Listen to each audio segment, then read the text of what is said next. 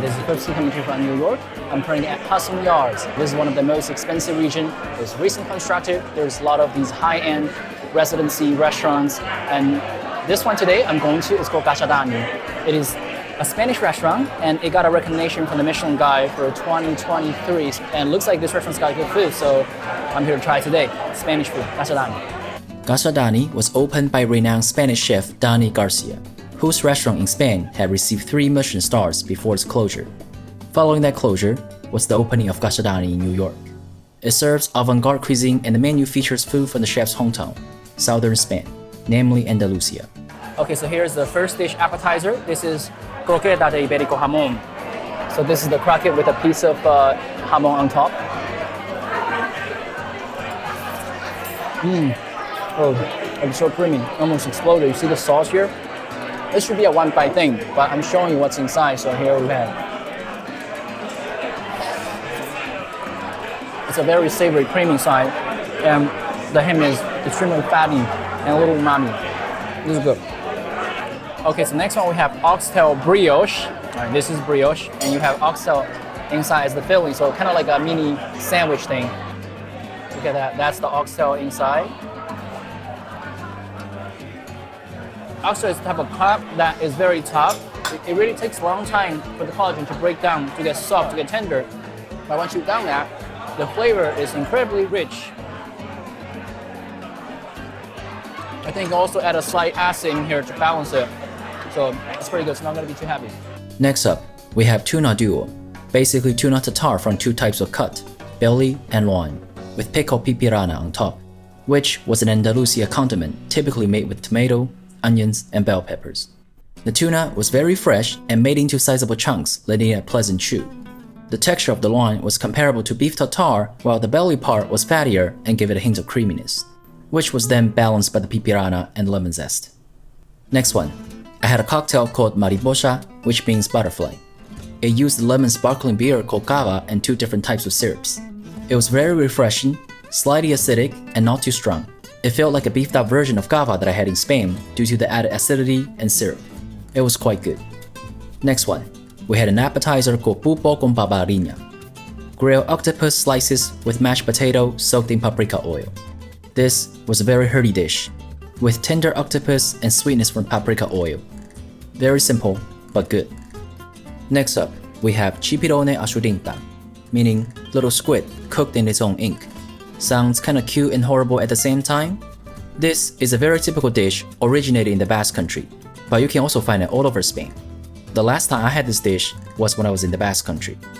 By the way, you can check out my Basque Country videos if you haven't already. In this bowl were 4 pieces of tiny squid in their own ink, with a touch of aioli on top. The squid was very tender, and the ink enhanced the natural sea flavor of the squids, which are traditionally stuffed with a mixture of their own side fins and tentacles, but this dish didn't have any stuffings. One thing I had to do was to dip the bread in the ink to get its full flavor. The ink really had a special flavor that resembled the sea, similar to fresh shellfish with a hint of minerality and umami. I really liked the flavor of the sauce, but eating it was like applying a black lipstick. Next up, one of the major dishes, lubina achar negra. Brazino from Canary Islands encased in a black salt crust and baked. This allowed the food to cook evenly and kept the moisture from escaping. The crust was cracked open and the fish filleted tableside. It was a sight to behold.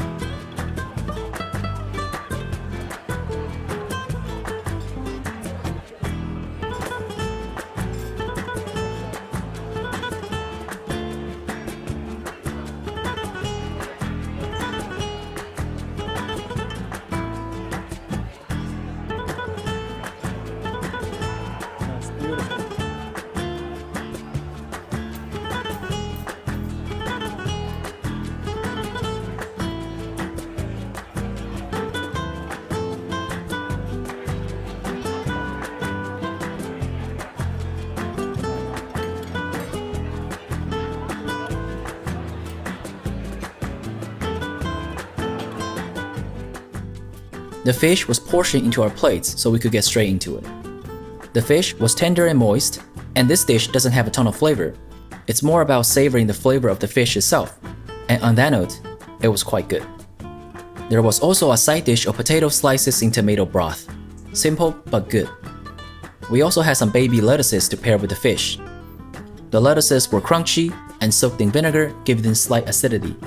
I proceeded to wrap the fish with the lettuce. This reminded me of Korean-style barbecue, but this was Spanish-style for fish. There was also the fish head that was usually discarded, but the server asked if we wanted to keep it. We said yes.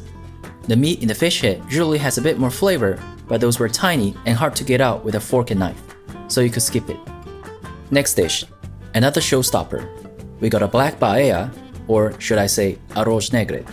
This dish originates in Valencia, and it's not called paella even though it's prepared in a similar manner.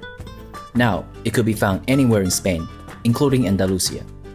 It was first presented in its full form, and it looked absolutely beautiful. There was an octopus tentacle and some droplets of aioli.